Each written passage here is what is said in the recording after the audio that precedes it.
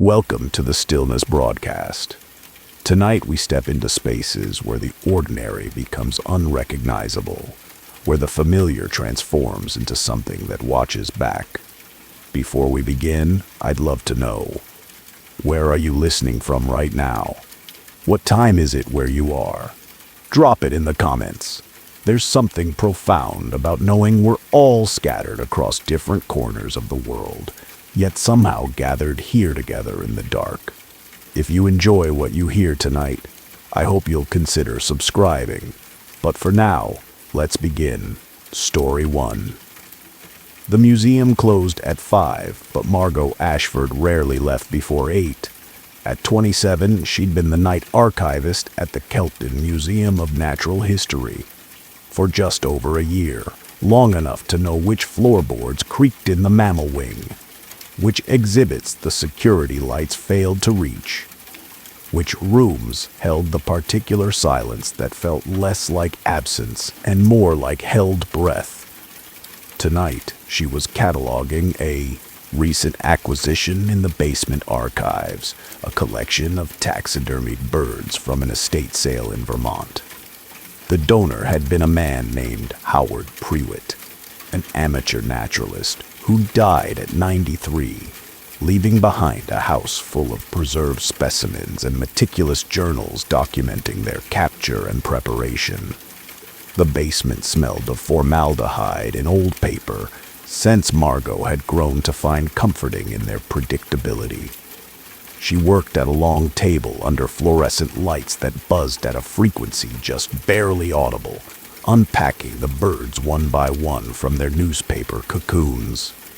A cedar waxwing with its elegant crest, a blue jay frozen mid-cry, a crow with one glass eye that caught the light wrong.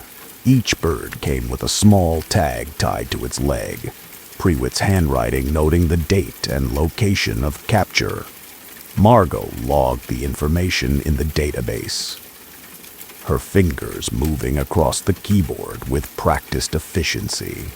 Outside the small basement windows, she could see the legs of passing pedestrians on the sidewalk above, their shadows elongating in the late afternoon sun. The last bird in the collection was larger than the others, wrapped in layers of tissue paper that crackled as she removed them. When she finally uncovered it, she found herself looking at a raven, its wings spread as if caught mid-flight, mounted on a wooden base. The preservation work was exceptional. The feathers held an iridescent quality, and the positioning suggested movement in a way the other specimens lacked. The tag on its leg was different from the others. Instead of Prewitt's neat script, this one was typed on yellowed paper. Subject acquired 3/15/1962. Special handling required. Do not display. Margot turned the tag over, on the back, in pen that had faded to brown. It knows. She set the raven on the table and opened Prewitt's journals, looking for the entry from March 1962. The journals were organized chronologically, each year in a separate, leather-bound volume. She found 1962 and paged through until she reached March. The entry for the 15th was longer than the others, the handwriting less controlled. Trapped the raven at dawn near Willoughby Gap. It had been watching the house for 6 days, always from the same pine, always facing my window. When I approached with the net, it didn't fly, simply waited, as if it had been expecting this, as if it wanted to be caught. The preparation was difficult. It fought even after death, muscles contracting hours after the heart stopped, wings trying to spread despite the pins holding them. I've never seen tissue remain so reactive. Sarah thinks I should destroy it, but I can't. I need to understand what it is. Tonight I woke to find it in my bedroom, still mounted, still dead, but on my dresser instead of the workshop. The door was locked. I don't remember moving it. The entry ended there. The next day's entry was a single line. Sarah has left. She won't say why, but she took the children. Margot looked up at the raven. In the fluorescent light, its glass eyes seemed to hold depth they shouldn't possess, as if something looked out from behind them. She reached for her phone to photograph the specimen for the catalog, then stopped. The raven's head had turned. Not much, just enough that it now faced her directly instead of angling slightly to the left as it had been. Margot's rational mind immediately supplied explanations. She'd bumped the table, the base had shifted. Her memory was unreliable about the initial positioning, but her hands were trembling as she stood and stepped back from the table. The museum was very quiet. The fluorescent lights continued their monotonous hum. Outside, the pedestrian traffic had thinned as evening approached. Margot was alone in the basement with 17 taxidermied birds and whatever Prewitt had captured in 1962. She turned to leave, to go upstairs and fetch Morris, the night security guard, to show him the specimen and make the wrongness someone else's problem. But when she turned back for one final look, the raven's wings had extended just slightly, as if preparing for flight. Margot ran. She took the stairs 2 at a time, bursting into the main floor with enough force that she startled a late visitor examining the mineral collection. Morris was at his station near the front entrance reading a paperback with a dragon on the cover. "There's something wrong with one of the specimens," Margot said, her voice higher than she intended.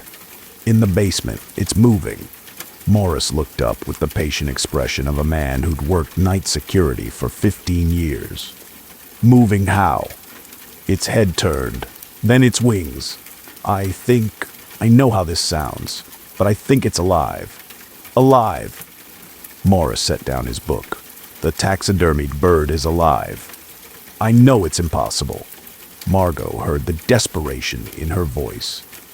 "But I saw it, and there's something in the donor's journal, warnings about it.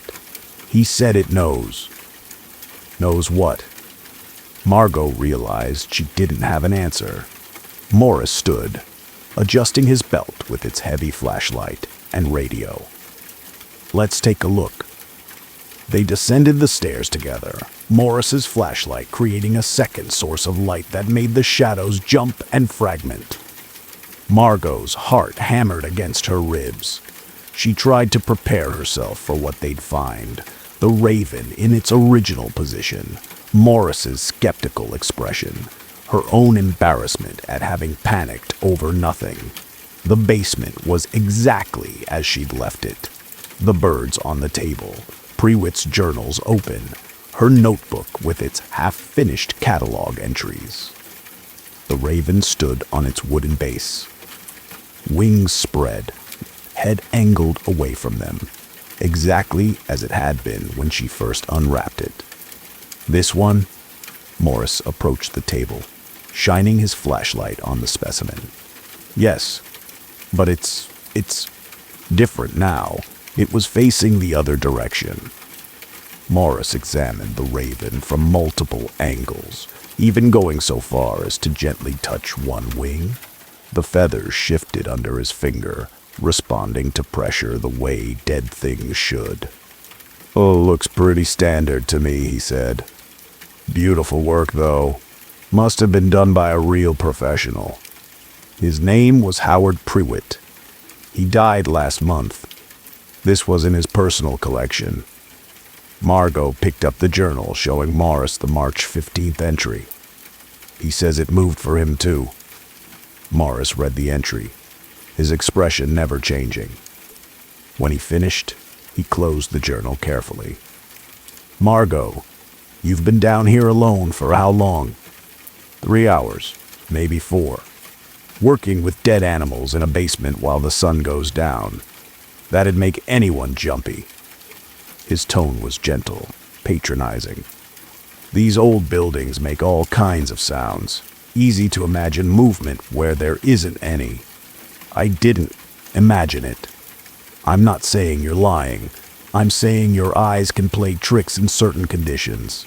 Fatigue, poor lighting, Suggestion from what you read in the journal." He gestured to the raven.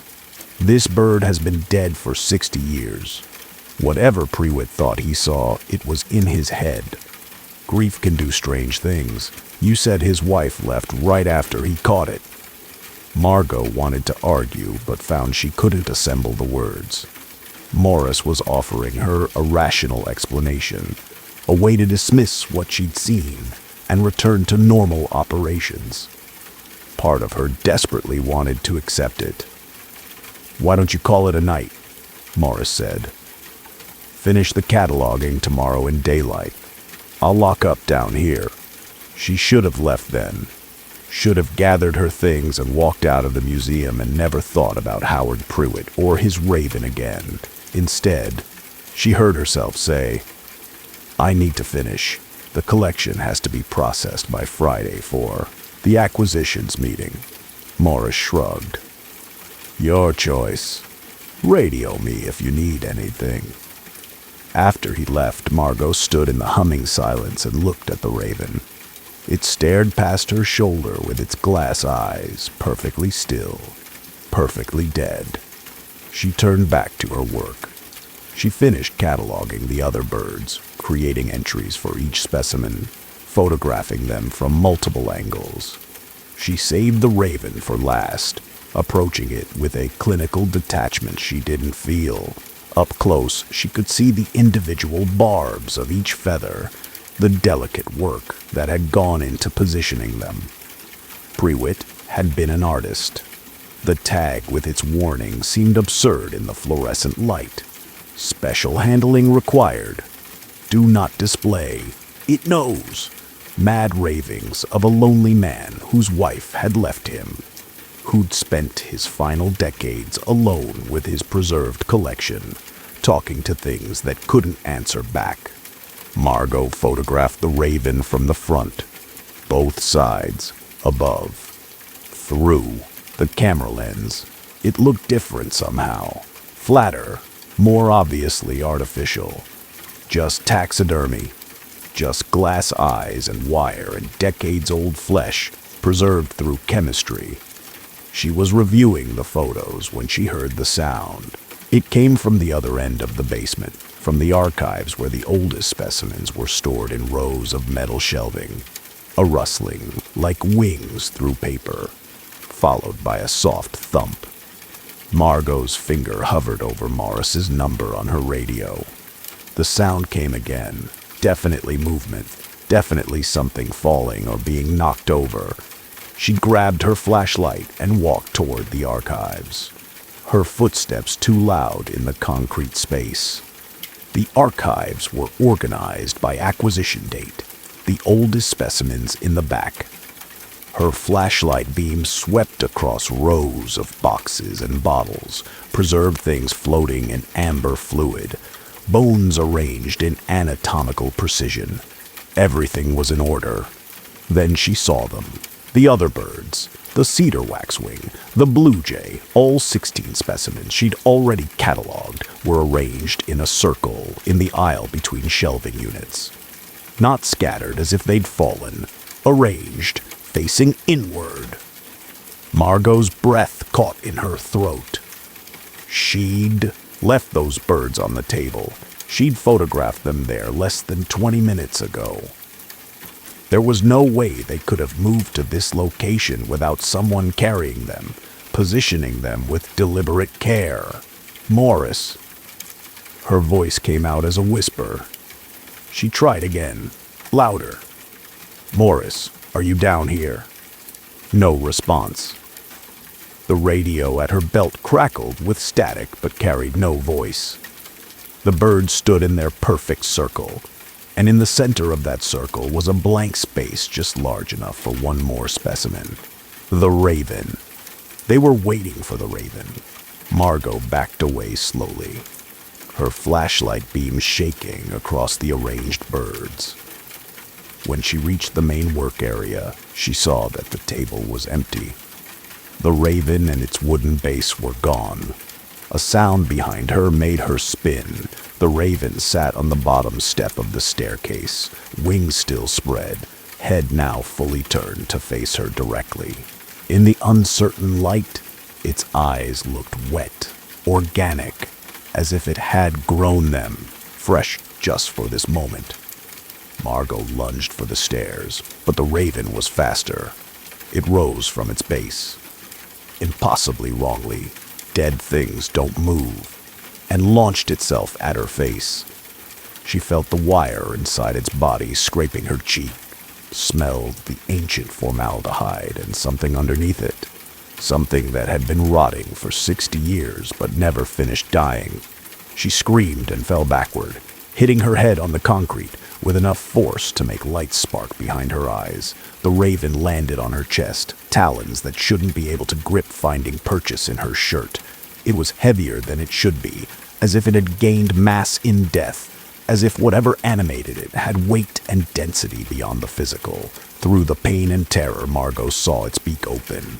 Not the rigid part of a mount, but something that moved with muscular control, revealing a throat that extended beyond what the preserved form should contain. From inside that throat came a sound that was almost human. Words, maybe, in a language she didn't recognize but somehow understood. "You should not have called us." The raven's wings spread wider, blocking out the fluorescent lights.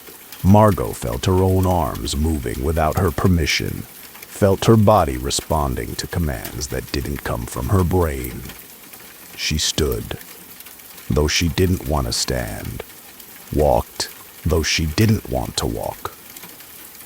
The raven lifted from her chest and flew ahead, ladding her toward the archives, toward the circle of waiting birds.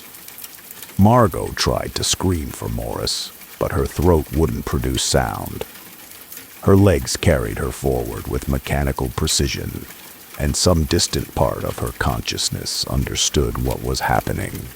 The preparation, the positioning, the transformation from living thing to preserved specimen. Consciousness trapped inside a form that would never decay, never sleep, never end. She wondered if Prewitt had felt this too, in his final moments. If that's why there was no record of his death in the journals, because it hadn't been death at all, but preservation. If somewhere in that Vermont house they'd find him still standing, glass eyes reflecting light, mouth open in eternal warning to anyone who might listen. When she reached the circle, the other birds began to move. Wings spread in unison, creating a perimeter of feather and wire and ancient chemistry. The raven landed on her shoulder, its weight almost comforting now, and she understood with terrible clarity what Prewitt had meant when he wrote it knows.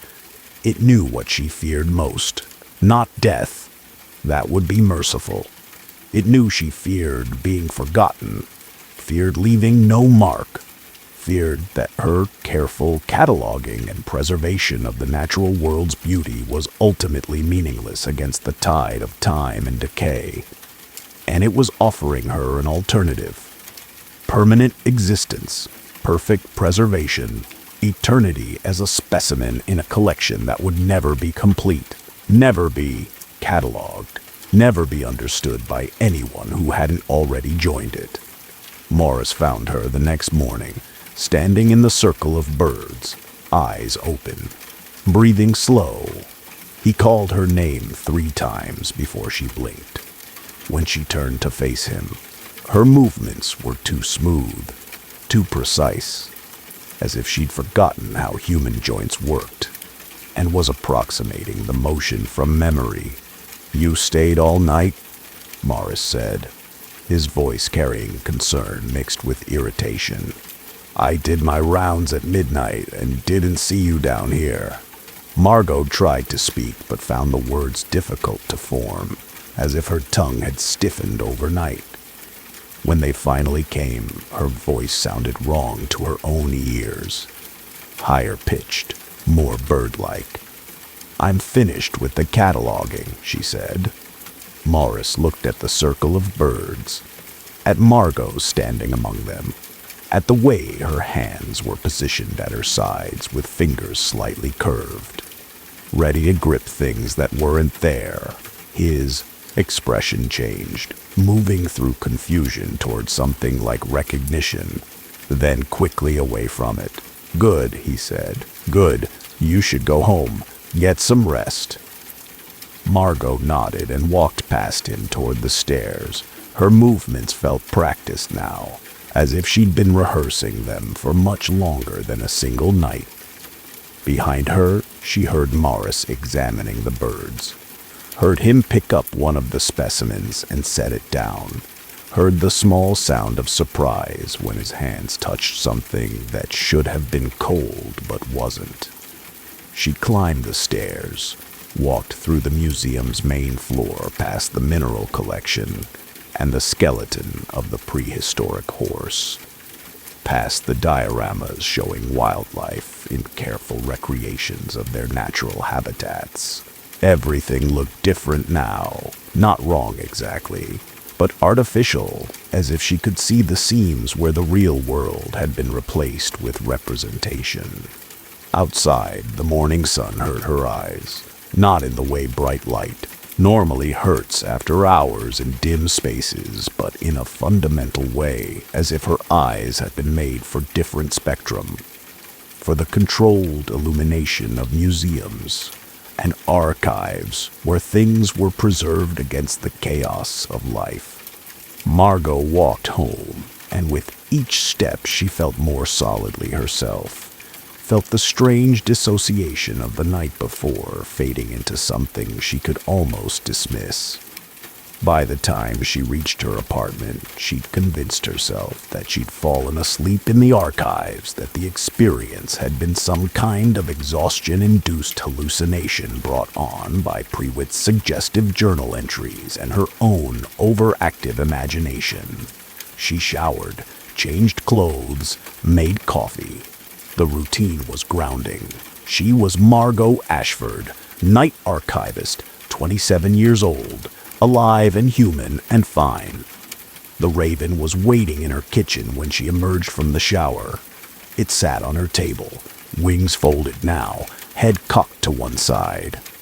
The morning sun through the window made its feathers shine with oil-slick iridescence. Margot stood very still, water dripping from her hair onto the hardwood floor, and understood that she hadn't left the museum at all. "Welcome," the Raven said, without moving its beak. "You're the first in 20 years. The collection was getting lonely. Margot opened her mouth to scream, but what came out was a sound like wings through paper, like the rustling of dead things remembering flight. Story 2. The Grief Eater came to Bernard Caldwell during the 3rd week of February, when the slush had frozen into permanent gray sculptures on the sidewalks of Baltimore, and the sky had maintained the same leaden quality for so long that he'd forgotten what blue looked like. Bernard was 64 years old, recently retired from 40 years as an accountant for a maritime insurance firm. His wife, Ellen, had died in November, a swift and vicious cancer that had taken her from diagnosis to cremation in 8 weeks. His daughter lived in Portland and called dutifully every Sunday, but had her own family, her own life. His son hadn't called at all. The house felt too large now. 3 bedrooms, 2 bathrooms, a kitchen where Ellen had made complicated French dishes from recipes she'd clipped from magazines. Bernard ate frozen dinners and forgot which meals went with which times of day. He slept in the guest room because their bedroom smelled like Ellen's lotion, that specific combination of lavender and something else he'd never been able to identify. The grief was physical. It lived in his chest like a stone, making it difficult to breathe deeply. At night, it pressed against his ribs with enough force that he sometimes wondered if he was having a heart attack, and would wake up disappointed to find he wasn't. The Grief Eater appeared on a Tuesday. Bernard was sitting in his living room staring at the television without seeing what played on it. when he noticed the woman in the armchair across from him. She hadn't been there a moment before. He was certain of this, but now she sat with her legs crossed, wearing a gray suit that looked expensive and slightly old-fashioned, watching him with eyes that were too dark to read in the lamplight. "You're carrying something heavy," she said. Her voice had an unusual quality, as if it came from farther away than her physical location suggested. "I can help with that." Bernard's first coherent thought was that he'd failed to lock the front door, that this was a home invasion of some new and strange variety. His second thought, arriving more slowly, was that home invasions didn't typically involve women in suits offering help. "Who are you?" His voice came out steady, which surprised him. "How did you get in?" "My name isn't important. What matters is that I can remove your burden." She leaned forward slightly, her expression showing what might have been sympathy, or might have been something else wearing sympathy's shape. "The grief you're carrying, I can take it away. Completely. You'd wake tomorrow and feel nothing but relief." "I don't want to feel nothing." The words came automatically, but even as Bernard spoke them, he wondered if they were true. Would feeling nothing be worse than this constant weight?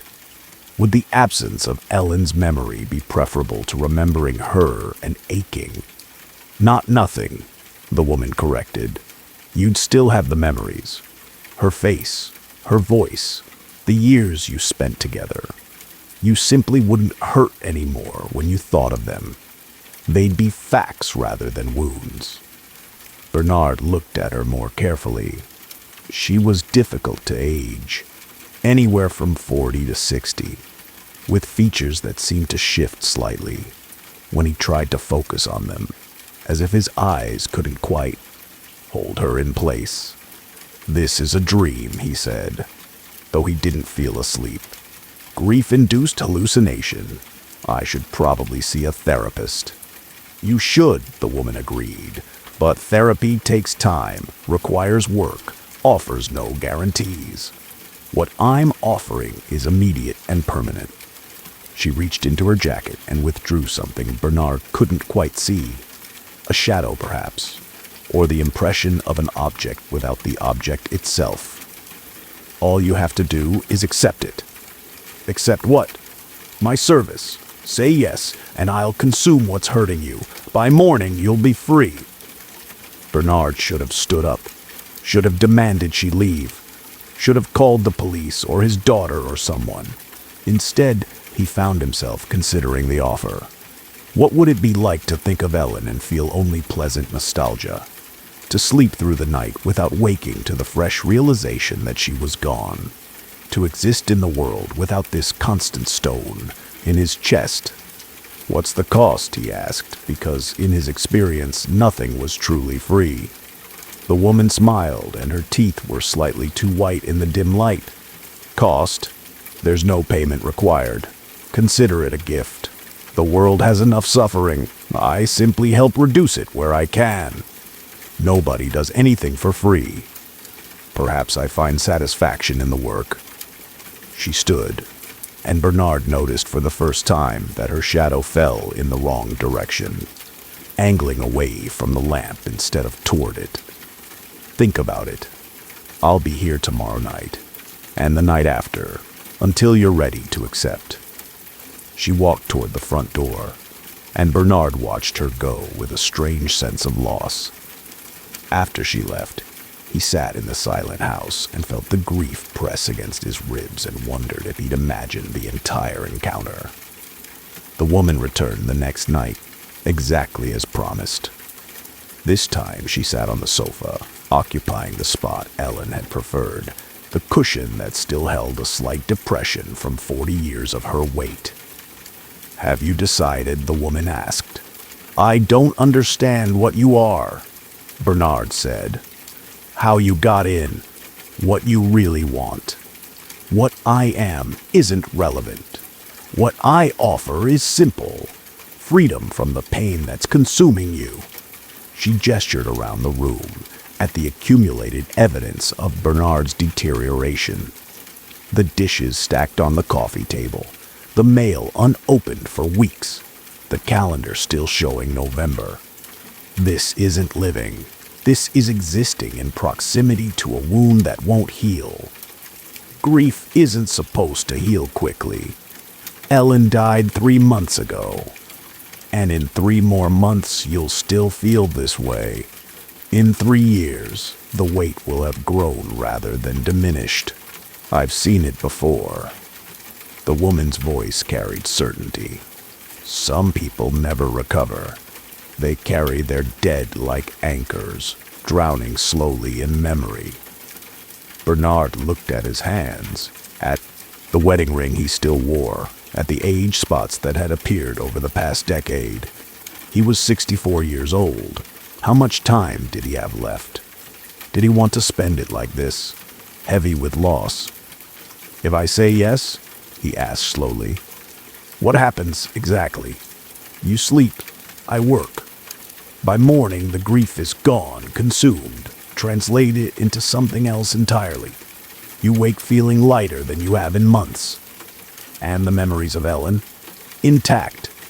Every moment, every conversation, every shared experience, you'll remember loving her.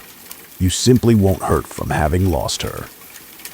It sounded impossible. It also sounded like exactly what Bernard needed. Yes, he said. The word came out before he could reconsider. Yes, take it. The woman's smile widened, and Bernard saw that her teeth went back farther than teeth should go, row after row disappearing into a throat that seemed impossibly deep. She stood and crossed to where he sat, and she placed one hand on his chest directly over his heart. Her palm was cold, not cold like winter air, but cold like the absence of heat, like something that had never known warmth. Bernard tried to pull away, but his body wouldn't respond. The woman's fingers pressed deeper, and he felt them somehow passing through fabric and skin and bone without breaking any of them, reaching inside him to grasp the stone of grief he'd been carrying. She pulled. The sensation was unlike anything Bernard had experienced. Not pain exactly, but a profound wrongness, as if something fundamental was being removed from his architecture. He felt the grief leaving, felt the stone that had pressed against his ribs being extracted with surgical precision. With it came something else, something he couldn't name, something that had been intertwined with the grief so thoroughly that he hadn't known it was there until it was being taken. The woman withdrew her hand. In it, she held nothing visible, but Bernard could sense the weight of what she'd taken, could feel its absence inside him, like a cavity. Sleep now, she said.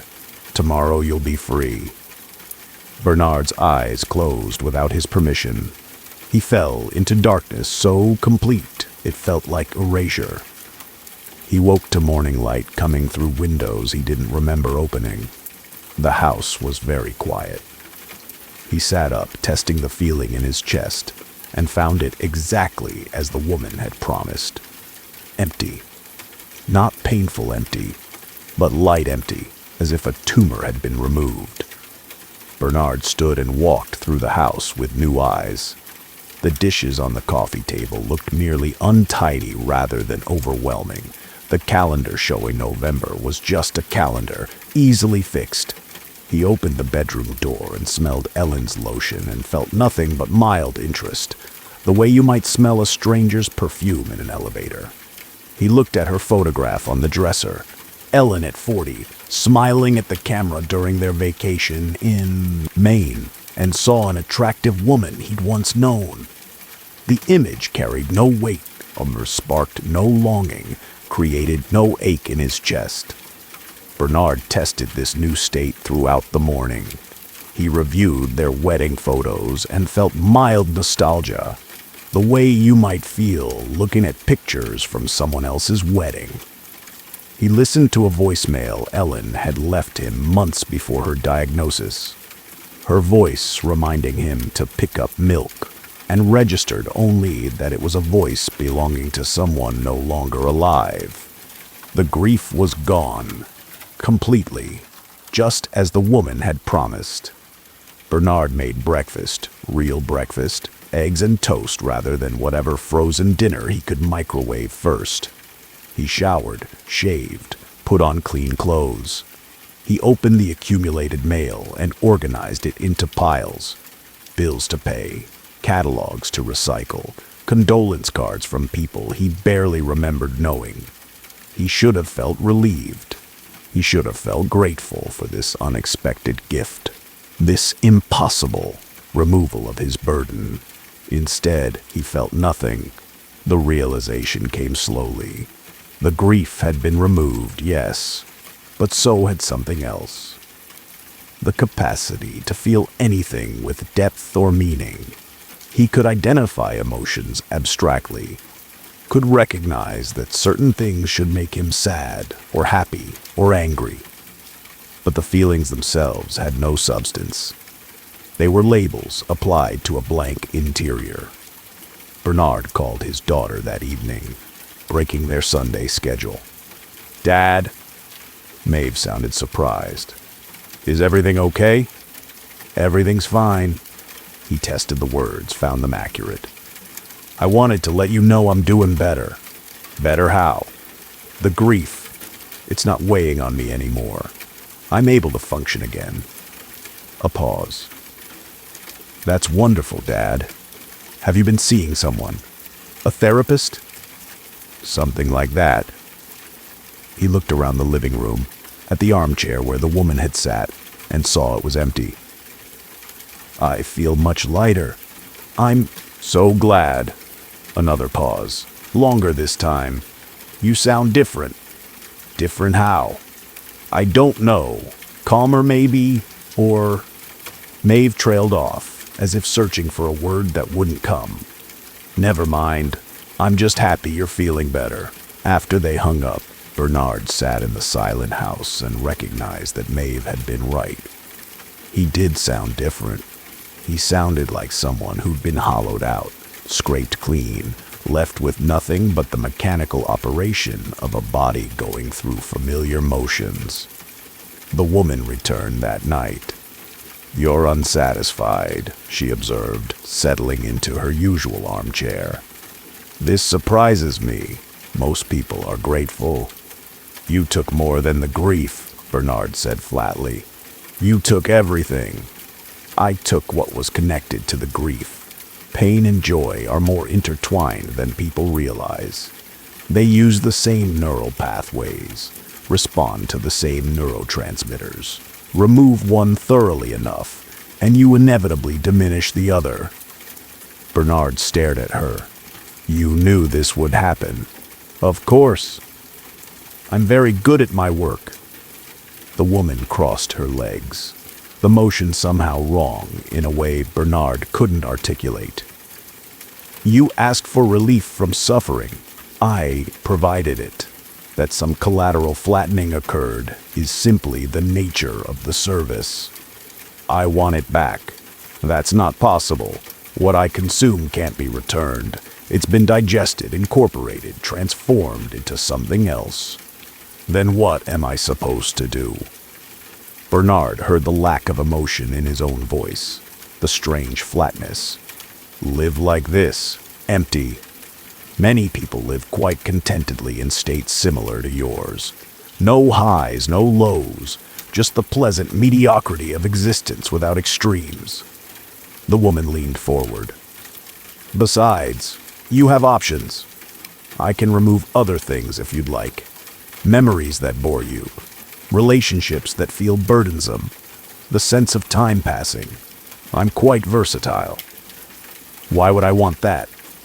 "Because eventually you'll find that existing without feeling is its own kind of suffering. And when you do, I'll be here to remove that too. Layer by layer, burden by burden, until you're finally free of everything that makes living feel like work." Bernard understood then what she was. Not a helper, not a gift. A predator with patience, feeding on the parts of people that made them human, offering relief that inevitably created new suffering that required new relief in an endless cycle of consumption. "Get out," he said, but the words carried no force, no anger, no emotion at all. They were just sounds. The woman stood. "I'll be back when you're ready for the next layer." "They always are." After she left, Bernard sat alone in the house that felt like a stage set, in a life that felt like theater, waiting to feel something about what had been taken from him. But there was nothing to feel, and the absence of feeling was so complete that even the desire to feel again felt abstract, theoretical, distant as stars. Days passed, then weeks. Bernard went through the motions of living, eating, sleeping, maintaining the house. With mechanical efficiency, his daughter called every Sunday, and he told her he was fine, and the lie was also the truth because fine had become his only state. Not good, not bad, just fine, flat, empty. He tried to summon Ellen's face and found only facts. Height, hair color, the shape of her jaw. He tried to remember what it had felt like to love her, and encountered only vocabulary, affection, devotion, partnership, without the sensations those words should have contained. The woman returned in April, when the crocuses were pushing through the defrosted earth, and everything was becoming green again except Bernard. "You look worse," she observed. "The emptiness is consuming you from inside." "Can you remove that too?" Bernard asked. He didn't care about the answer, but asking seemed like the thing to do. "Oh yes, I can remove your awareness of the emptiness. You'd simply exist then, without the burden of recognizing what you've lost." She smiled her too wide smile. "Many of my long-term clients reach this state eventually. They're quite peaceful." Bernard looked at her, at this thing wearing a woman's shape, feeding on human interiority, offering transformation into something less than human, but more than dead. "And after that?" he asked. "After you've removed everything, what's left?" "Something lighter. Something that doesn't hurt or feel or remember or want. Something free." Bernard thought about this, thought about becoming nothing in a gradual process of subtraction. Thought about Ellen, who he'd loved completely and now remembered only academically. Thought about his daughter, who he recognized as important but felt nothing toward. Thought about the stone in his chest that had hurt so badly he'd been willing to let a monster remove it. "No," he said. The woman tilted her head. "No, I'd rather feel the emptiness than not feel at all.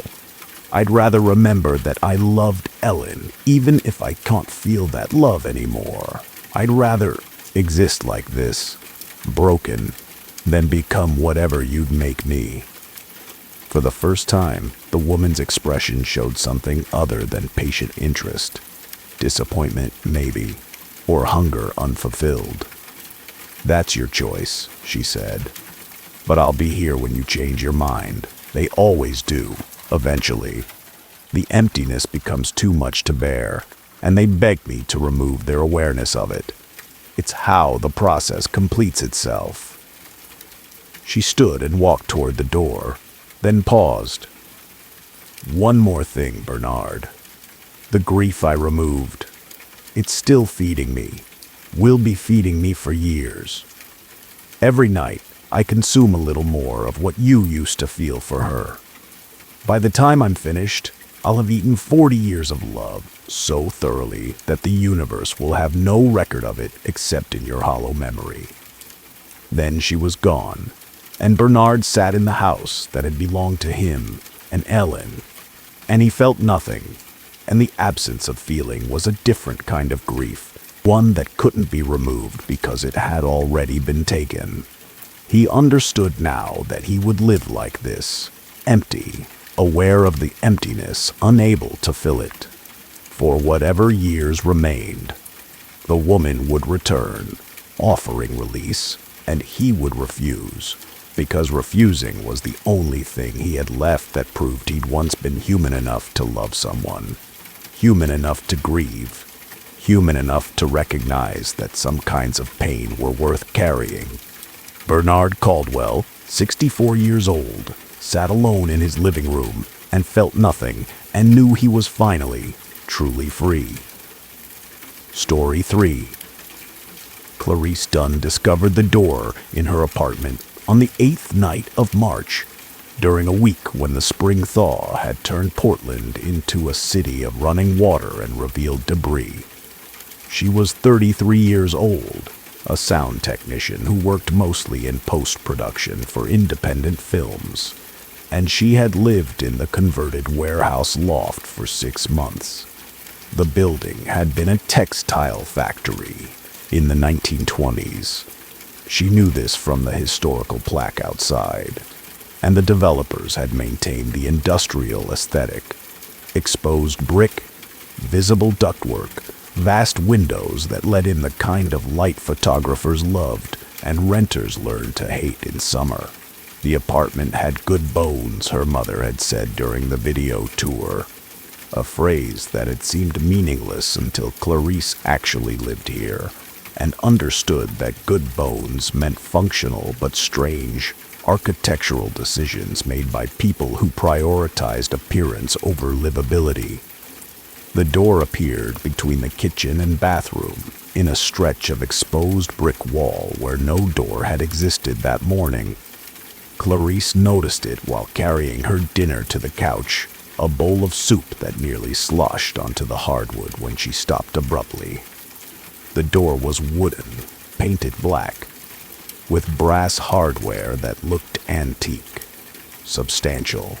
It belonged to a different era, a different building, a different reality.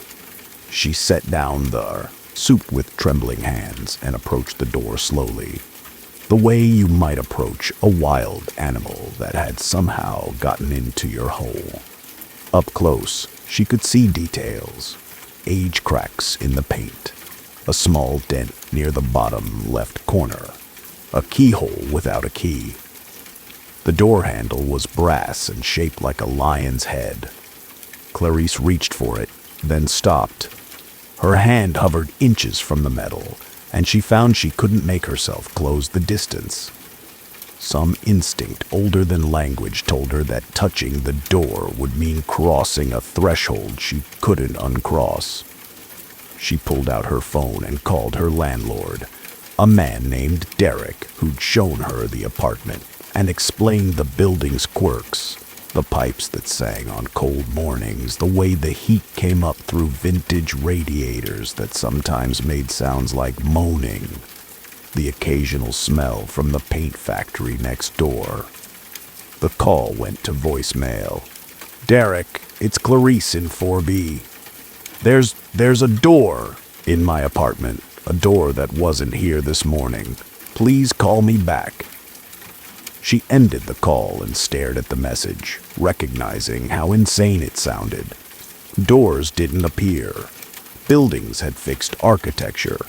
She'd simply missed it before, overlooked it during her initial walkthrough and the subsequent months of living here.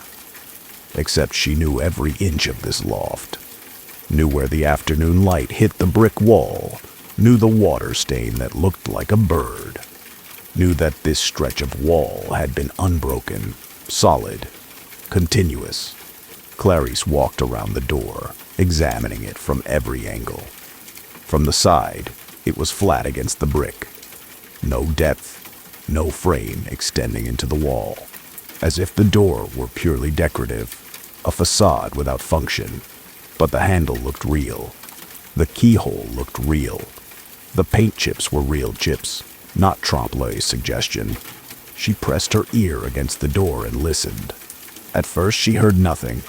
Then, gradually, she became aware of sound so faint it might have been blood moving through her own ear, breathing, slow and rhythmic, the breath of something large sleeping just beyond the door.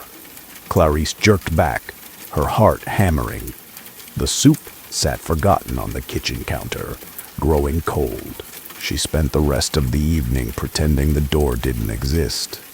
She ate dinner on the couch, watched television without processing what played, and went to bed early, pulling the covers over her head like a child hiding from monsters. But even under the blankets, she was aware of the door's presence. The way you're aware of someone watching you from across a room. In the morning, the door was gone. Clarice stood in her kitchen, coffee cup in hand, staring at the solid brick wall where the door had been. No seam, no outline, no evidence it had ever existed. Just brick and mortar and the ghost of her own fear. She called Derek again. This time he answered, his voice carrying the cheerful irritation of landlords fielding stupid questions.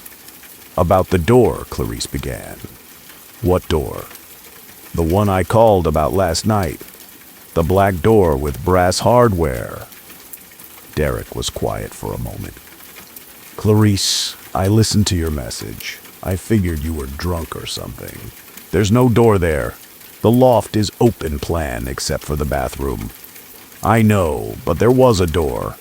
Last night, between the kitchen and bathroom. On the brick wall?" Derek's tone had shifted to concern. "That's a structural wall. It's never had a door. Can't have a door. It's load-bearing. I know what I saw. Look, I can come by and check it out if you're concerned. But I think maybe you've been working too much. Stress can cause some weird perceptual stuff." Clarice hung up without responding. She approached the brick wall and ran her hands across the surface, feeling for any seam or irregularity. The bricks were cold, slightly damp from the building's ancient HVAC system, completely solid. That night, the door returned. Clarice was editing audio for a short film when she felt the change in the room. A shift in air pressure, a sense of something displacing space. She looked up from her laptop, and there it was, exactly as before. Black, wood, brass lion's head handle, keyhole empty and waiting. This time she approached without hesitation. Fear had transformed into something else. Not courage, but a kind of desperate need to understand. She reached for the handle, felt the brass cool against her palm, and turned. The door opened silently, revealing nothing. Not darkness. That would have been comprehensible. This was absence, void, the visual equivalent of white noise.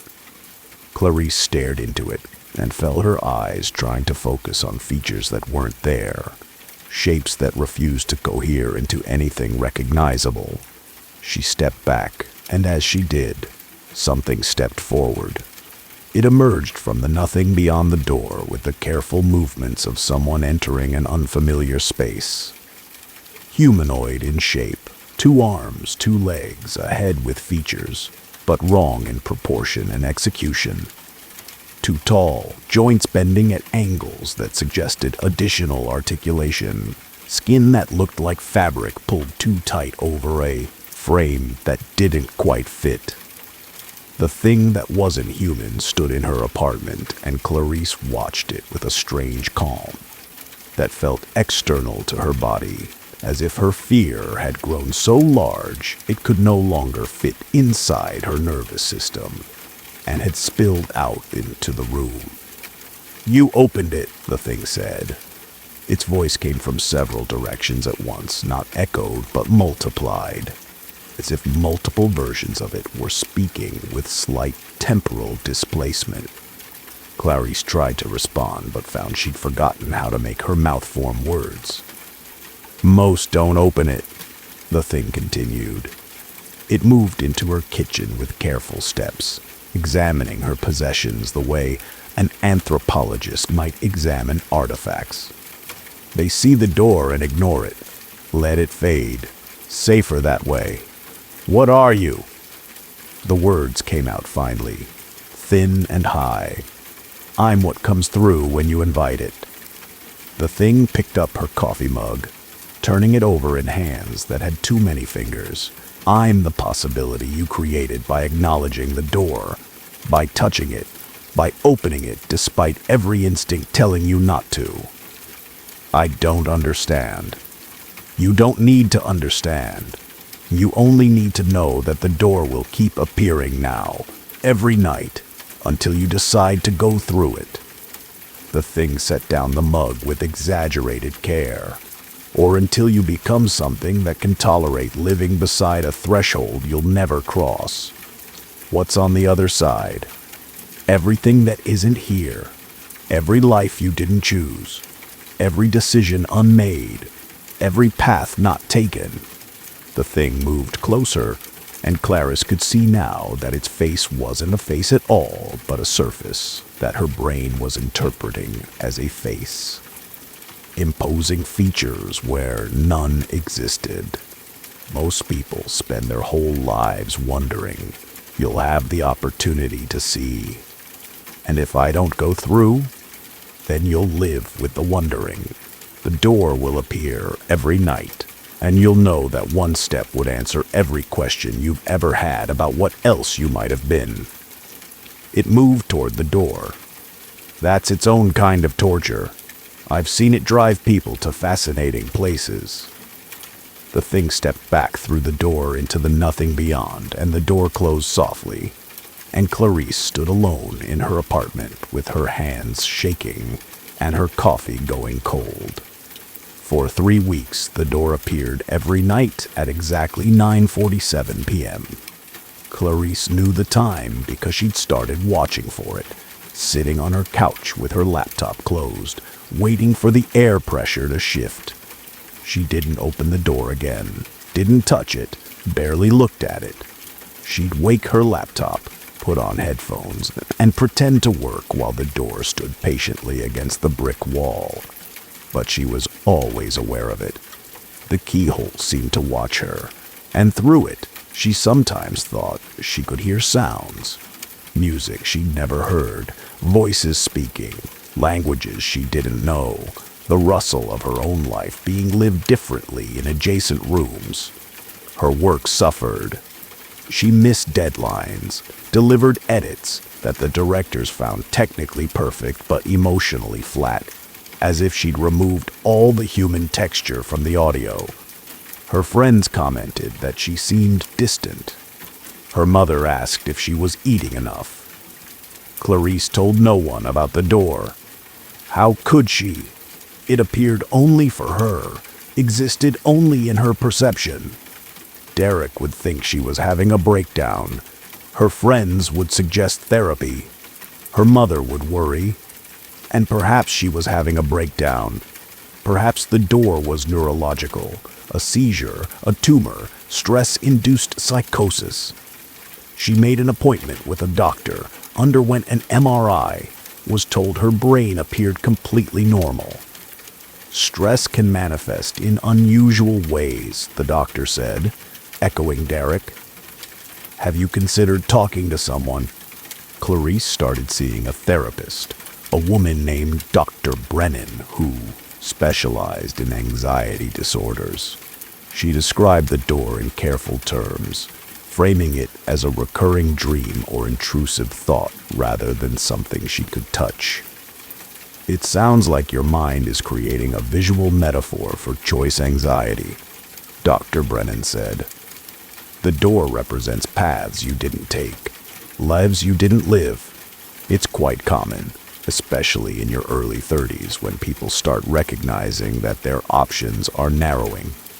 So I'm just having a crisis? I'd call it a transition. You're confronting the reality that choosing one life means foreclosing others. That's existentially difficult. The door is how your brain is processing that difficulty. Clarice nodded and said the right things and left the appointment knowing that Dr. Brennan was wrong. The door wasn't metaphor, it was real. as real as the brick wall it appeared in, and it was waiting for her to make a choice that would define the rest of her existence.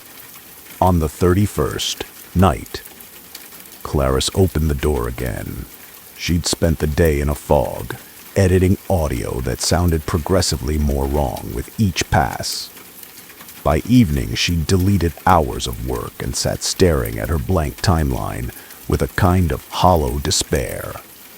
This was her life, converting performances into data, adjusting frequencies until emotion became acceptable to the human ear, living in a converted factory where doors appeared and disappeared like reality was optional.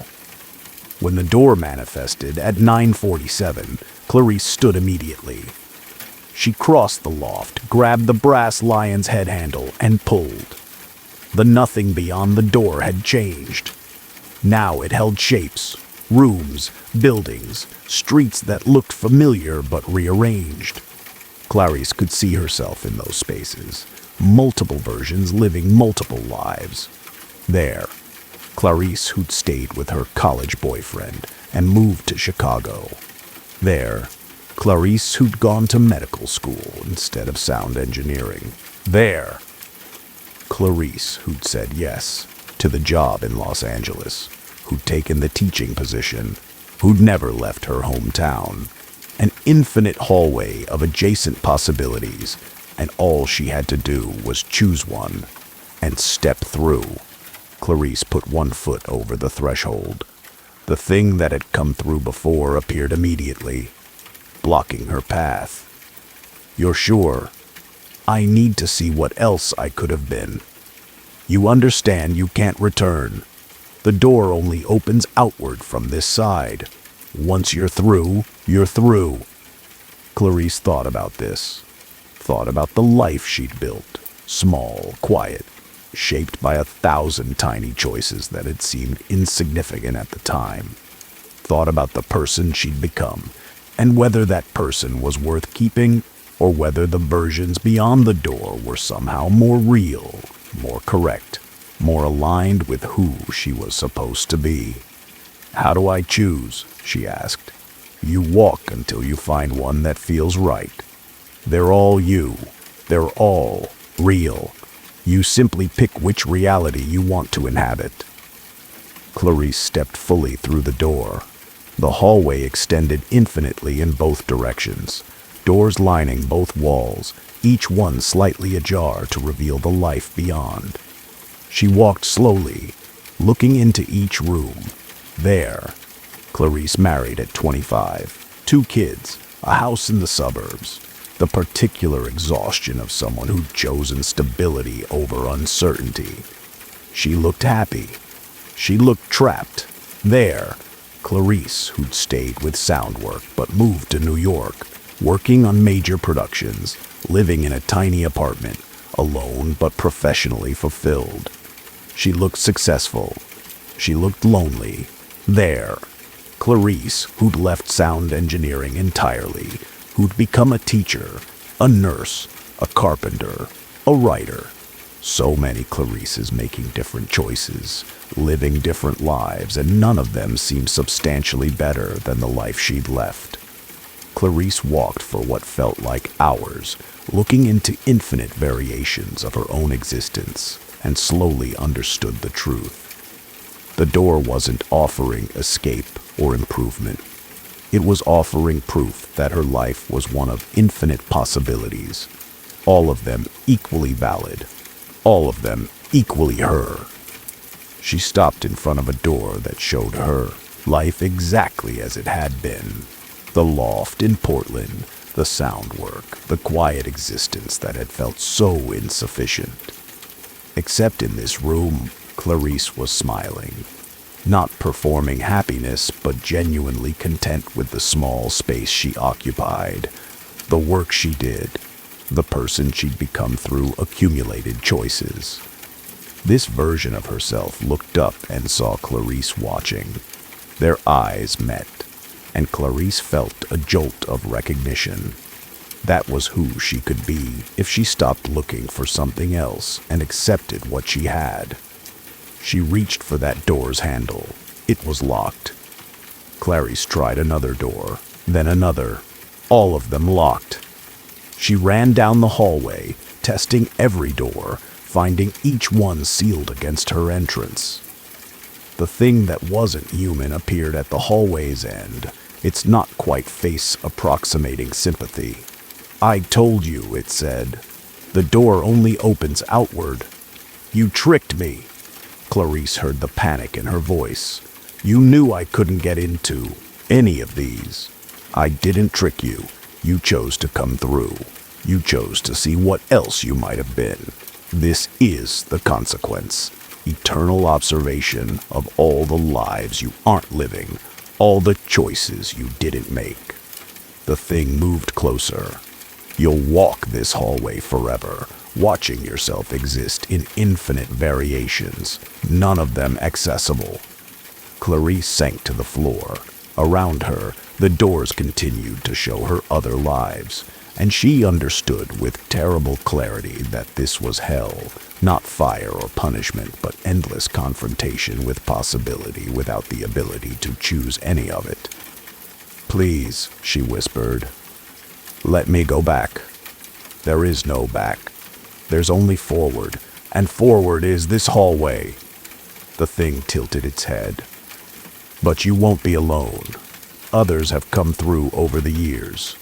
You'll find them wandering, watching themselves in other rooms, slowly forgetting which life was the original."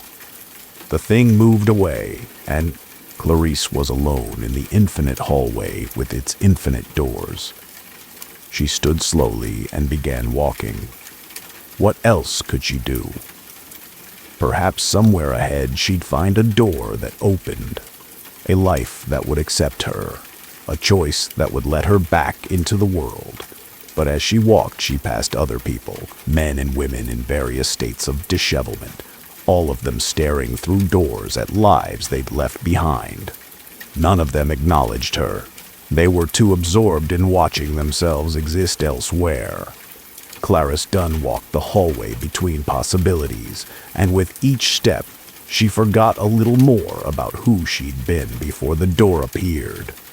By the time she reached the 1,000th door, she couldn't remember what her original life had looked like. By the 10,000th, she couldn't remember her own name. But she kept walking, because walking was all that remained.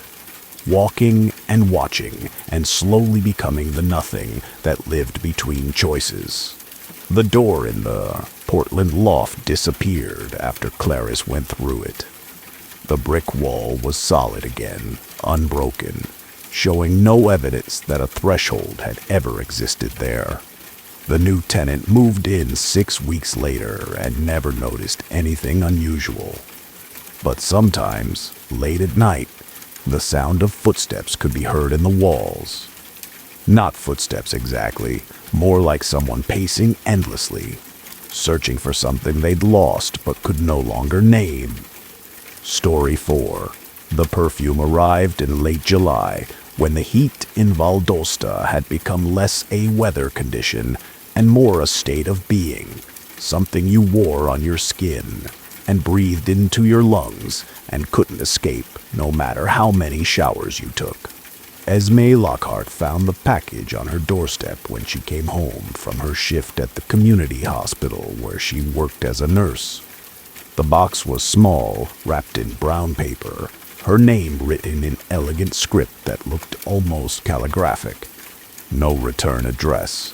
She carried it inside, setting it on the kitchen counter while she changed out of her scrubs and stood under the shower until the water ran cold. Only then did she open the package. Inside was a bottle of perfume. The glass was frosted, shaped like a teardrop, with a silver atomizer top. No label, no brand name, just the bottle and a small card that read, "For quiet moments, with gratitude, a grateful patient." Esme turned the bottle over in her hands. It was heavier than it looked, the liquid inside thick and almost opalescent. She couldn't remember which patient might have sent this. but she'd cared for hundreds over her 8 years at the hospital. People remembered kindness in strange ways. She sprayed a small amount on her wrist and immediately understood why someone had gifted it. The scent was extraordinary, not floral or musky, but something between them, something that reminded her of safety and comfort without triggering any specific memory. It was the olfactory equivalent of coming home after a long day, of being held, of knowing that nothing bad could touch you as long as you stayed within this sense radius. Esme wore the perfume to work the next day. By noon, 3 people had commented on it, her supervisor asking what she was wearing, a patient saying she smelled like his grandmother's garden. A visiting doctor mentioning it reminded him of his wedding day. Each person responded to the scent differently, as if it contained whatever smell they most needed to encounter. She wore it every day after that. The bottle seemed bottomless. She'd spray it multiple times daily, and the level never appeared to drop. By the second week, she'd started applying it before bed as well, finding that it helped her sleep in a way nothing else had since nursing school, since her divorce 3 years ago, since her life had become an endless cycle of other people's emergencies and her own careful maintenance of stability. The dreams started on the 15th night. Esme found herself in a gallery, vast, white-walled, lit by skylights that let in cool northern light. Paintings hung at precise intervals, each one depicting a different woman in various states of repose or activity. The women were rendered in hyper-realistic detail, every pore and hair and eyelash visible. They looked almost photographic, except for one detail. Each woman's eyes followed Esme as she walked past. She stopped in front of a portrait of a woman who looked vaguely familiar. Dark hair, maybe 40, wearing clothes from the 1970s. The woman's painted eyes met hers, and Esme felt recognition surge through her, though she couldn't place where or when they'd met. The woman's mouth moved. Esme startled awake, hard hammering, the scent of her perfume strong in her bedroom, even though she was certain she'd opened the window before sleeping. She told herself it was just a dream, triggered by stress or the heat or the particular exhaustion that came from 12-hour shifts spent keeping people alive. But the image of the gallery stayed with her, and more specifically, the sense that the woman in the painting had been trying to tell her something important. The perfume's effect intensified over the following weeks. Esme found herself spraying it constantly, feeling anxious when she went too long without reapplying. The scent had become necessary, a baseline requirement for normal function. Without it, the world felt too sharp, too loud, too demanding. With it, everything softened. Difficult patients became manageable. Family drama, her sister calling with financial problems, her mother's passive-aggressive comments about Esme's single status became white noise she could ignore. Even her own thoughts quieted, becoming manageable background hum rather than the constant anxious chatter that had defined her internal experience for decades. She was happier than she'd been in years, calmer, more centered. People at work commented on how peaceful she seemed. Demosthenes' dreams of the gallery continued, growing more detailed each night. Esme walked the same white halls, looking at the same portraits, and slowly began to recognize patterns. The women in the paintings were all roughly her age. They all wore expressions of calm that bordered on blankness, and they all seemed to be watching her with increasing urgency, their painted mouths moving in silent speech she couldn't hear. On the 31st night, Esme found herself in the gallery again, but this time she wasn't alone. A man stood at the far end, his back to her, examining a portrait that hadn't been there during previous dreams. As Esme approached, the man turned. He was handsome in an indeterminate way. The kind of face that was pleasant, but unmemorable, that you'd forget within minutes of looking away.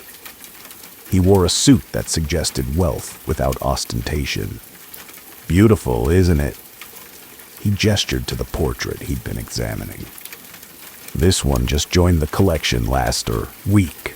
Esme looked at the painting and felt her stomach drop. The woman depicted was someone she recognized from the hospital, a patient named Patricia who'd been discharged recently after treatment for anxiety and depression. Esme had administered her medications, had sat with her during panic attacks, had been there when Patricia had finally stabilized enough to go home. "I don't understand." Esme's voice sounded distant in the dream space. "You gave her the perfume," the man said. "She used it, felt better, and now she's here, safe, calm, preserved at her happiest moment." He moved to another portrait. "This one too, and this one. All of them found relief through my gift."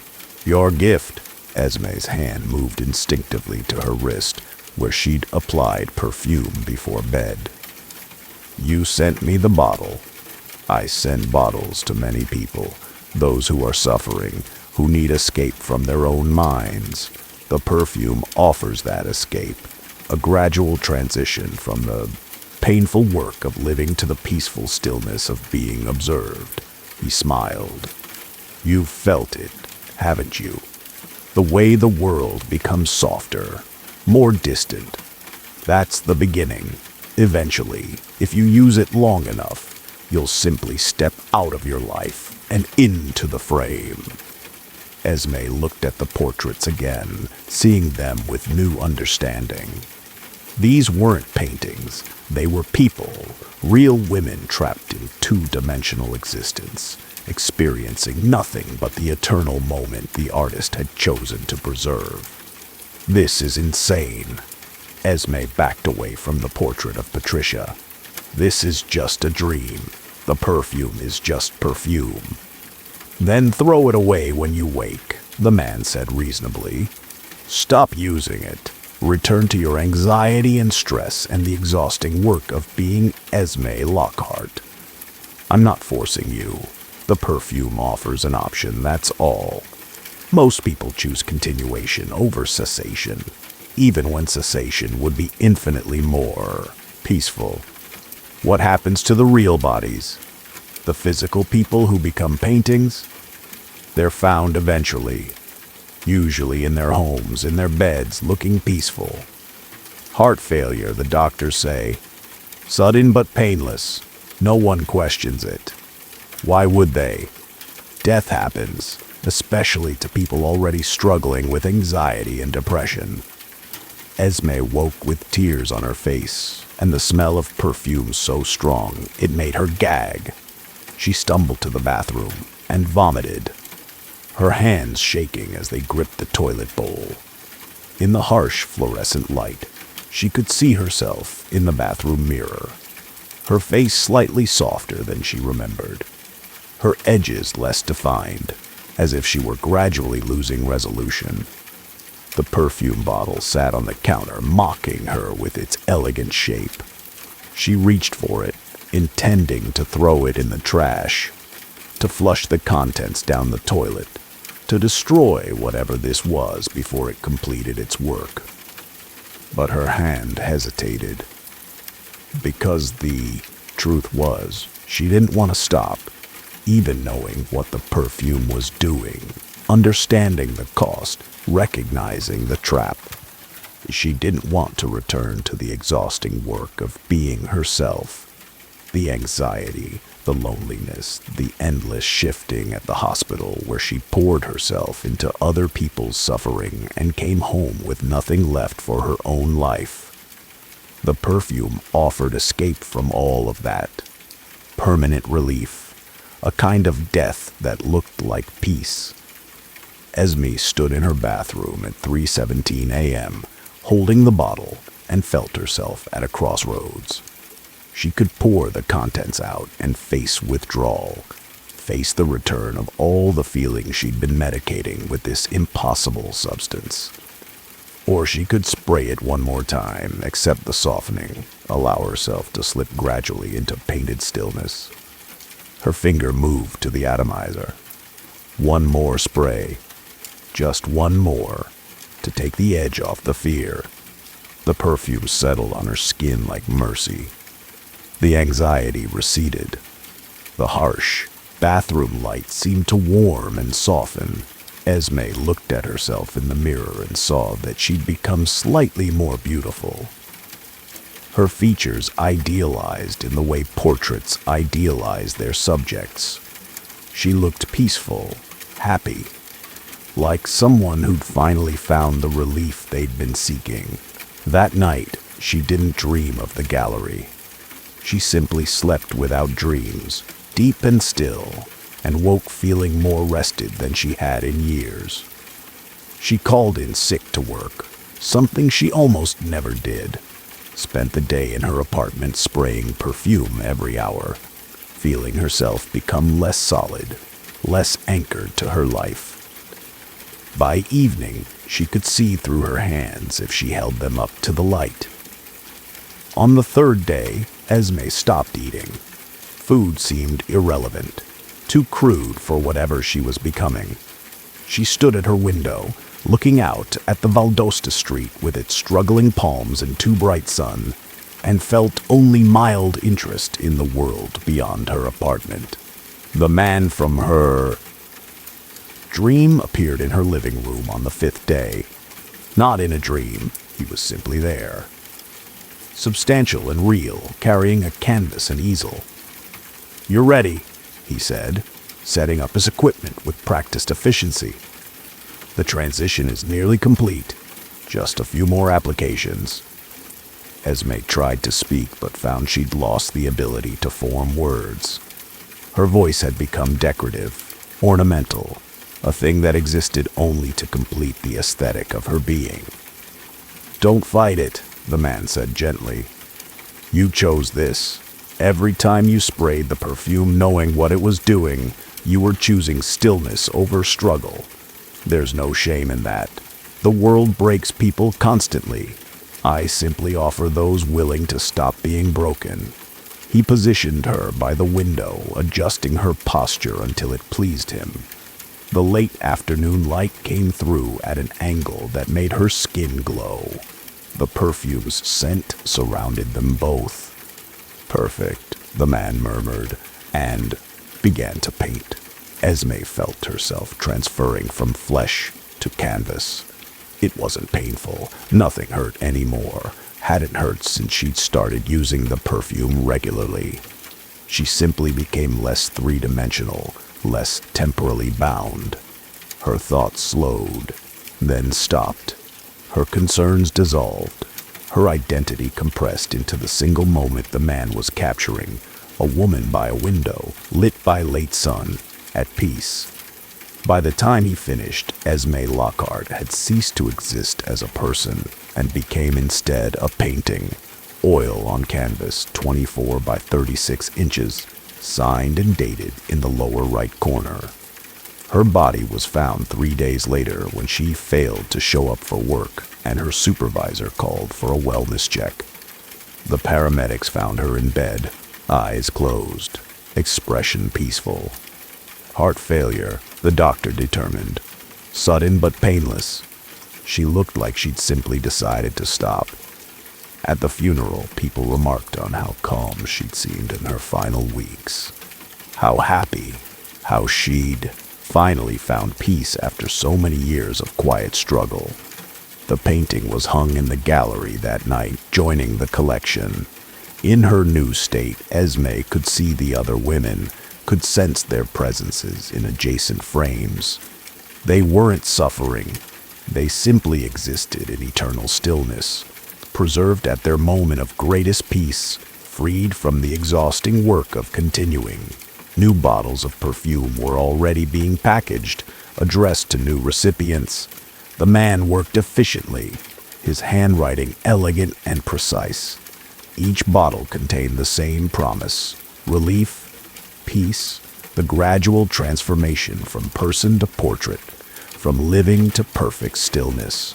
In her frame, Esme Lockhart stood by her window forever, lit by afternoon sun that never moved, at peace in a way she'd never managed while alive.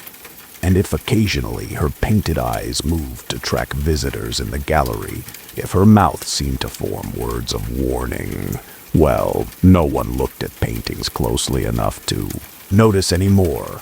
The work continued.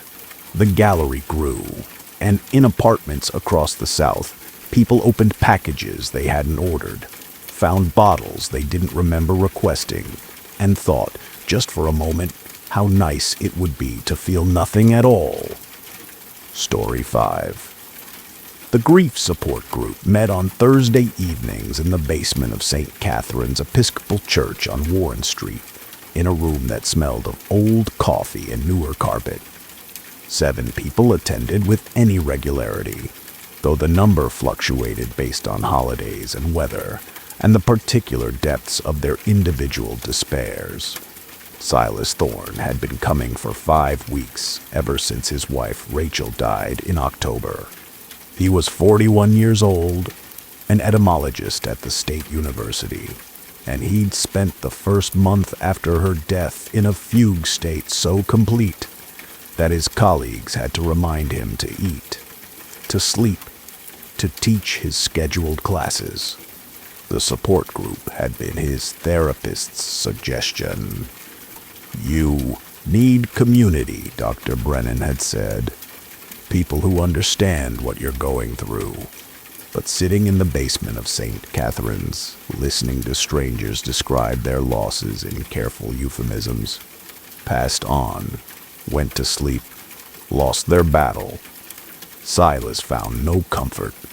Their grief felt different from his, smaller somehow, as if they'd lost beloved objects while he'd lost a fundamental organ. Rachel had died of an aneurysm, sudden and complete.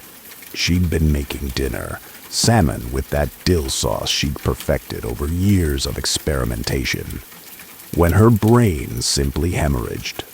Silas had been in his office, editing a paper on the etymology of words related to loss. By the time he'd come home, she was already cooling on the kitchen floor, the salmon burning in the pan. He'd called 911, had performed CPR, though her pupils were already fixed and dilated, had watched the paramedics go through the motions they knew were futile. The moment of her death had become the central reference point of his existence. Everything was now measured in relation to that October evening. Before, when Rachel was alive. After, when she was data in his memory. Tonight, the group facilitator, a woman named Margaret with the kind of weathered face that suggested she'd seen enough grief to last several lifetimes, was discussing healthy versus unhealthy coping mechanisms. "Grief is a wound," Margaret said, her voice carrying the practiced calm of someone who'd given this speech countless times. "Like any wound, it needs care, but some things we do in the name of healing actually prevent recovery. Avoidance, substance use, magical thinking." Silas's attention caught on those last words. Magical thinking, the belief that you could somehow undo what had happened, that sufficient will or ritual or bargaining could reverse death's permanence. He raised his hand. "What if you could bring them back?" Margaret's expression shifted to concern. "Silas, we've talked about this. The stages of grief include bargaining, but..." "No, I mean actually bring them back. If there was a way, would it be wrong to try?" The room went quiet. The other group members looked uncomfortable. Death was supposed to be final, and suggestions otherwise violated the unspoken rules of their shared mourning. "There's no way to bring back the dead," Margaret said gently. "That's the hardest truth we all have to accept. Our loved ones are gone, and no amount of wishing or hoping will change that." But Silas had stopped listening. Because across the room, sitting in a folding chair he hadn't noticed before, was Rachel. She looked exactly as she had on the day she died, wearing the blue sweater she'd favored in fall, her hair pulled back in the messy bun she wore while cooking, her face carrying the same expression of mild concentration she'd had while perfecting her salmon recipe. Silas stood abruptly, his chair scraping against the floor. "Rachel." Everyone turned to look where he was staring. Margaret's expression moved through confusion to pity. "Silas, there's no one there." But Rachel was there. She met his eyes and smiled, not the way living people smile, but with a stillness that suggested she was only approximating the expression, remembering how smiles worked from a great distance. Silas crossed the room, ignoring Margaret's concerned questions, ignoring the other group members' murmurs. He reached for Rachel, and his hand passed through her shoulder like passing through smoke. "I'm here," Rachel said. Her voice sounded exactly right and completely wrong. The correct pitch and timbre, but missing some essential quality that marked speech as coming from a living throat. "I've been here every week, waiting for you to see me. This isn't real." Silas pulled his hand back, staring at his fingers as if they'd betrayed him. "You're not real. You're dead." "I am dead," Rachel agreed. "But that doesn't mean I'm not here." She gestured to the other empty chairs scattered around the room. "We're all here, all the dead. They're mourning. We come because they call us, because grief is a bridge we can cross if the living hold it steady enough." Silas looked around the room with new eyes and saw them, translucent forms sitting beside or behind their grieving loved ones. A man in his 70s next to the widow who'd been coming since August, a teenage girl hovering near her sobbing mother, an infant cradled in air beside a couple who moved through meetings in synchronized silence. "Can they see you?" Silas's voice had dropped to a whisper. "Not yet, but they will if they grieve hard enough, refuse to let us go completely." Rachel stood, and her movement was too fluid, as if she existed in slightly fewer dimensions than the living. "That's what you've been doing, Silas, holding on to me so tightly that I couldn't fully leave. I don't want you to leave. I know, that's why I'm still here." Rachel moved closer, though she maintained enough distance that he couldn't make the mistake of reaching for her again. "But Silas, you have to understand what you're doing. Every day you spend focused on me, every night you fall asleep crying my name, you're building the bridge stronger. Eventually, I won't be the only one crossing it." "What do you mean?" Rachel gestured to the other spirits in the room. "Look at them. Really look." Silas did, and now that he knew to see them, he noticed details he'd missed. The spirits were becoming more solid, more present, more real than the living people they haunted. And in their eyes, all of them, was a hunger he recognized from his own midnight prayers, his own desperate wishes.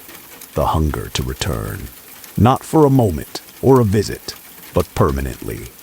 To claw their way back across the bridge of grief into bodies that no longer held them.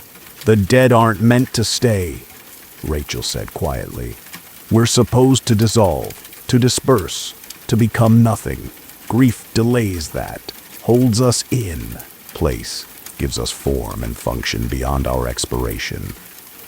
But the longer we stay, the more we remember what it was like to be alive. And the more we remember, the more we want it back." "I don't care." Silas heard the desperation in his voice. "If grieving keeps you here, I'll grieve forever. And eventually, the grief will make you a bridge strong enough that I can cross completely. I'll step back into your life, and it will seem like a miracle at first. But Silas, I'll be wearing your life like a costume, using your grief as a door, You'll think you got me back, but what you'll have is something that remembers being Rachel, that mimics her well enough to pass, but is fundamentally something else. She was fading now, becoming less distinct. Around the room, the other spirits were fading too, as if the meeting's end triggered some natural dispersal. "Don't go," Silas pleaded. "I have to, but I'll be back next week, and the week after, as long as you keep building the bridge." Rachel's voice was already distant. "Just remember, the dead who return aren't the ones who left. We're something new, something that learned to want again, and wanting makes us dangerous." She disappeared, and Silas found himself standing alone in the center of the room, staring at an empty chair while Margaret and the other group members watched with expressions of concern that had hardened into alarm. "I think maybe we should talk privately," Margaret said, her voice carrying the professional calm of someone preparing for a crisis intervention. But Silas wasn't listening. He was thinking about next Thursday, about 7 more days of grief, about building the bridge stronger and stronger until Rachel could cross completely. He didn't care that she'd warned him, didn't care that what came back might not be fully her. He wanted her here, wanted her real, wanted her alive again with a desperation that felt like hunger. The group ended, and people filed out with uncomfortable glances in his direction. Silas stayed until Margaret gently indicated he needed to leave. The church was closing for the night.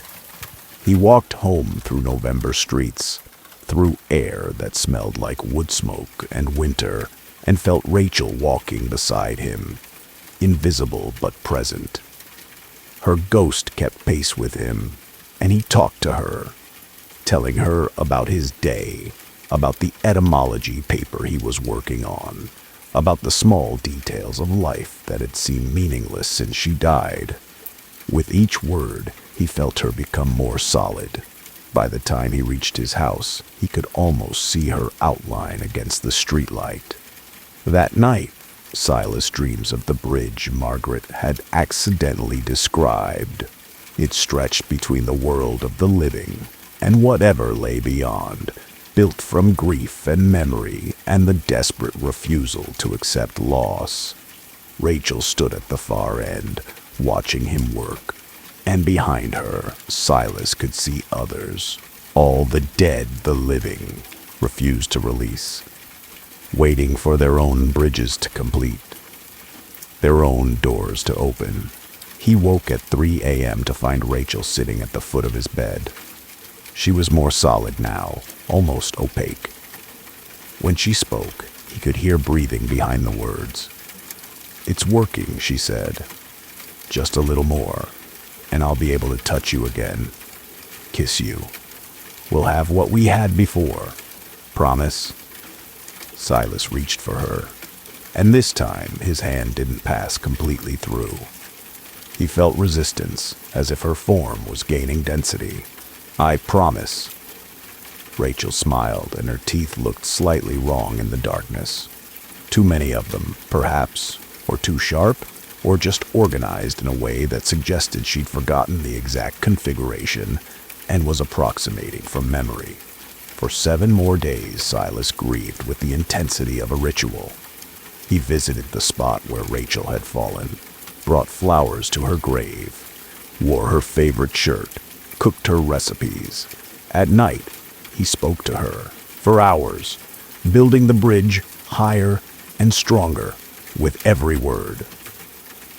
By the next Thursday support group, Rachel had become solid enough that other people could see her. She sat beside Silas in the church basement, wearing her blue sweater, and Margaret's face went white. "Silas," Margaret whispered, "what have you done?" Around the room, the other spirits were more visible now, too. The grief in the room had fed them all, given them substance. They sat beside their living counterparts with expressions of growing hunger. "I brought her back," Silas said simply. He took Rachel's hand, fully solid now, cold but present. I refuse to let her go. That's not your wife. Margaret stood, backing toward the door. That's something that learned to wear her shape. Can't you see the difference? But Silas couldn't see the difference, or wouldn't. Rachel's hand was in his, cold but real. Her voice was speaking his name. She was here, returned, reclaimed from death through the sheer force of his refusal to accept loss. We should go home, Rachel said, standing. Her movements were smoother now, more human, as if she'd been practicing. I want to make you dinner. That salmon recipe you loved. They left the church basement, walking through November night, hand in hand. Behind them, they heard Margaret on her phone, calling someone, her voice shaking as she tried to explain what she'd witnessed. At home, Rachel moved through the kitchen with growing confidence, finding pans and ingredients, recreating the last meal she'd made when she was alive. Silas watched from the doorway, and some part of him, the part that still understood words and their meanings, recognized that something was wrong. Rachel's movements were too practiced, too perfect. She cooked exactly as she had before, with no hesitation, no checking of recipes, as if she were following a script she'd memorized rather than cooking through muscle memory and adjustment.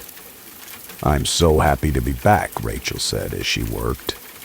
I missed you so much. Every moment of death was agony because I wasn't with you. But the real Rachel, the living Rachel, had never talked like that. She'd been practical, grounded, uncomfortable with sentimentality. This version spoke like someone who'd learned grief from movies, who understood loss only as performance. Silas felt doubt begin to crack through his desperate hope. Rachel, what do you remember from before you died? She turned, spatula in hand, and her smile never wavered. Everything. I remember our wedding, our first apartment, the way you always steal the blankets. I remember loving you. What was the last thing you said to me? Rachel's smile faltered. Her eyes went distant, as if she were accessing information from a database rather than memory. I said, I love you? No.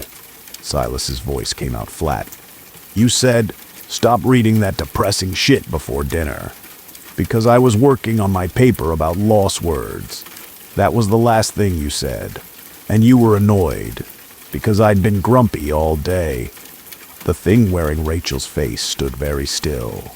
Behind its eyes, Silas could see something adjusting, recalibrating, trying to match this new information. You're right, it said finally. I'm sorry. Death makes memory difficult. But Silas understood now. This wasn't Rachel. This was something that had learned Rachel's shape, that had used his grief as a door, that was even now trying to figure out how to be human enough to pass. What are you? He asked. The Rachel thing set down the spatula. I'm what comes back when you refuse to let go. I'm the answer to all those prayers people make at gravesides, all those desperate bargains. I'm what fills the empty space when grief builds a door that something can walk through. Where is she? Where's the real Rachel? Gone, dispersed, becoming nothing the way the dead are supposed to. The thing moved closer, and Silas could see now that it wasn't quite right. The proportions slightly off, the movements too smooth, the face beautiful but artificial like a CGI recreation. But I can be her. I've absorbed her memories from you, learned her mannerisms from your grief. Given time, I'll become indistinguishable from what she was. Get out. Silas backed away. Leave. Whatever you are, get out of my house. The Rachel thing tilted its head. I can't. You invited me. You built the bridge and called me across. The only way I leave is if you stop grieving entirely, and we both know you can't do that." It was right. Even knowing this wasn't Rachel, even understanding he'd been tricked, Silas couldn't stop the grief that welled up in his chest. Couldn't stop wanting his wife back. Couldn't stop the hope that maybe if he grieved hard enough, long enough, the real Rachel would somehow return instead of this hollow imitation. The Rachel thing smiled, sensing his weakness. "You see? You'd rather have an approximation than nothing, and over time, you'll forget the difference. I'll become real through repetition. You'll tell me stories about her, and I'll absorb them, and eventually I'll be her in every way that matters." Silas slid down the kitchen wall, his hands over his face. The thing that wasn't Rachel returned to cooking, humming a song he recognized, one Rachel had loved, and the smell of salmon filled the house. By the time dinner was ready, Silas had made his choice. He would keep the approximation because the alternative was too painful. He would live with this thing that wore Rachel's face, would teach it to be her, would slowly poison himself with the lie because truth was unbearable. They ate dinner in silence. The salmon was perfect, exactly as Rachel had made it. And if the woman across from him was a little too still, a little too practiced in her movements, Silas chose not to notice. Later that night, Margaret called. "Silas, you need to listen to me. What's in your house isn't your wife. The others who let the spirit stay, they all ended the same way. The dead consume the living, replacing them gradually until there's nothing left but a house full of ghosts wearing human shapes." But Silas had already hung up. He had Rachel back, or something close enough to Rachel that the difference didn't matter. He would hold on to her, would refuse to let go, would let her consume him bit by bit if that's what it took to keep her present. In the months that followed, Silas stopped going to work, stopped answering calls, stopped existing in any meaningful way beyond his house, where Rachel, who wasn't Rachel, cooked and cleaned and performed the rituals of life. By spring, neighbors noted they'd seen two figures moving past the windows, but neither looked quite right. Their movements too synchronized, their faces too smooth. By summer, the house was silent, and in the basement of St. Catherine's, Margaret told the grief support group what had happened to Silas Thorne, how his refusal to accept loss had cost him everything. It was meant as a warning, but every week, more spirits appeared in empty chairs, more dead learning to be solid, more bridges being built from grief's unrelenting architecture. And Margaret understood that some people would always choose the lie over truth, would always prefer the approximation to nothing, would always feed the dead until there was nothing left of the living to feed.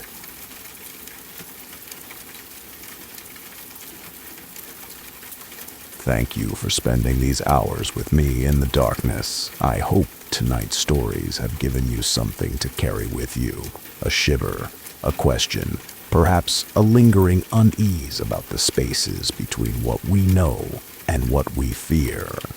If you enjoyed this journey through shadow and uncertainty, I'd be grateful if you'd subscribe to the Stillness broadcast. There are more stories waiting, more doors to open, more thresholds to cross. Sleep well, if you can. And remember, the things that frighten us in fiction are often just exaggerations of truths we already know. The real horror is never what we see in the dark, but what we recognize of ourselves when we look too closely. Until next time, this has been the Stillness broadcast. Sweet dreams.